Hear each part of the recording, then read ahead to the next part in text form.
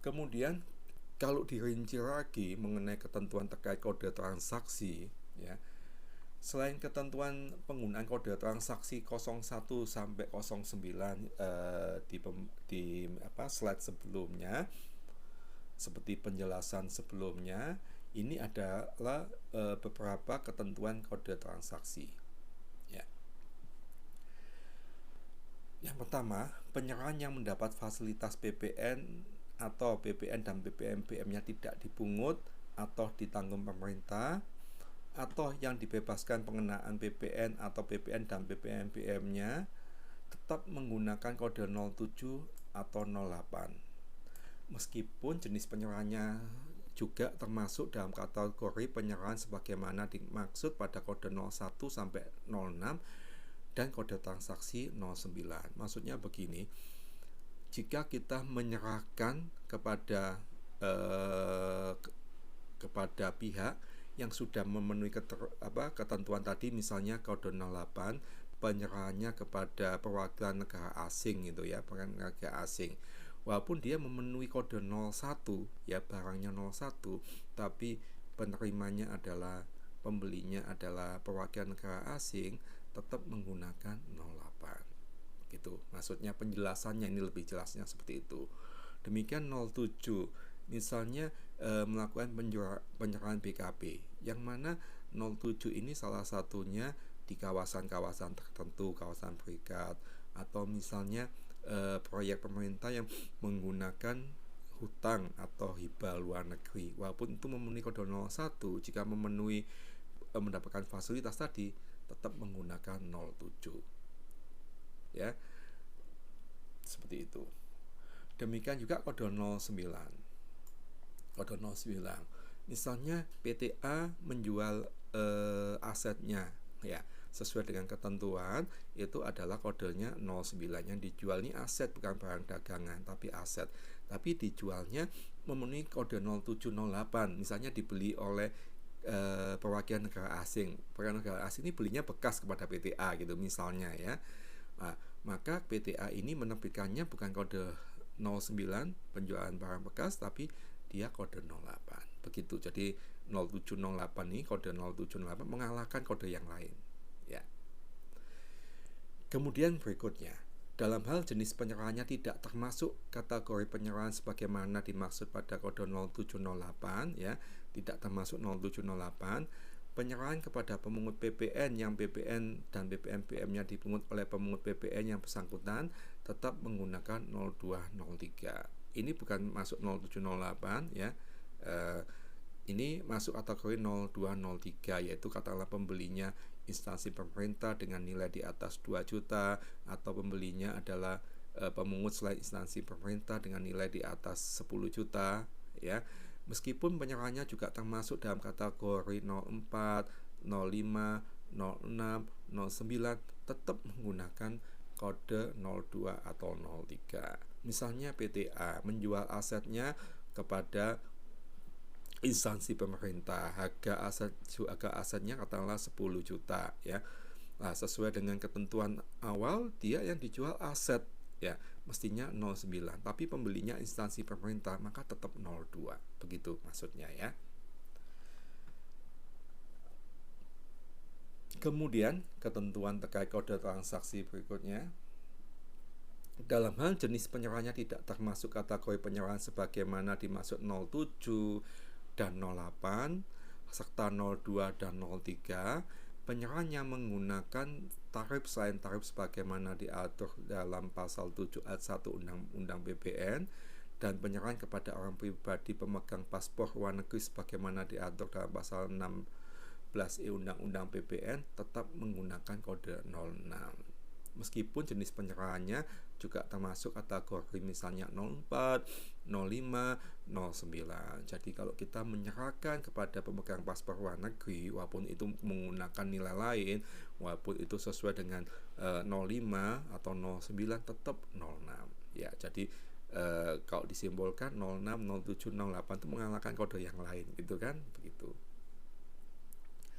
Kemudian yang berikutnya, dalam hal jenis penyerahannya tidak termasuk kategori penyerahan sebagaimana dimaksud pada kode transaksi 02 sampai dengan 09, maka kode transaksi yang digunakan yaitu kode 01 ya.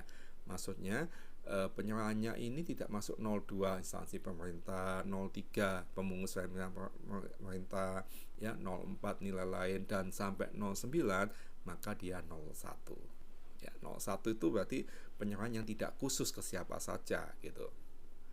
Kemudian selanjutnya, dalam hal penyerahan kepada pungut PPN, tetapi PPN atau PPN-PM-nya yang terutang dikecualikan dari pemungutan PPN oleh pungut PPN yang bersangkutan, maka kode transaksi yang digunakan adalah 01 apabila penyerahannya tidak termasuk kategori 02 sampai 03 ya. Jadi maksudnya di ini penyerahannya itu dikecualikan pemungutan ya, tadi batasannya di bawah 2 juta untuk instansi pemerintah, di bawah 10 juta untuk pemungut selain pemerintah, maka dia 01 ya. Ini penjelasan atau ketentuan terkait kode transaksi sebagai tambahan penekanan penjelasan kode transaksi. Baik, kemudian yang paling baru ini, kapan PKP menggunakan kode 05?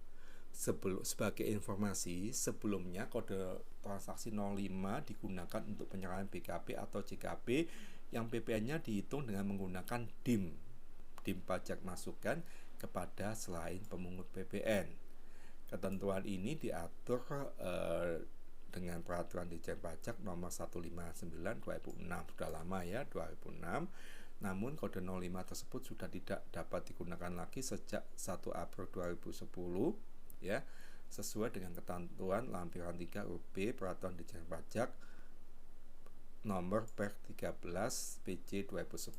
Jadi sejak April 2010 ini kode 05 tidak digunakan ya.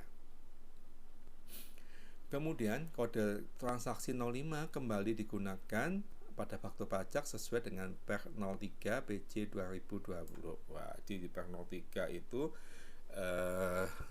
salah satunya mengatur mengenai kode 05.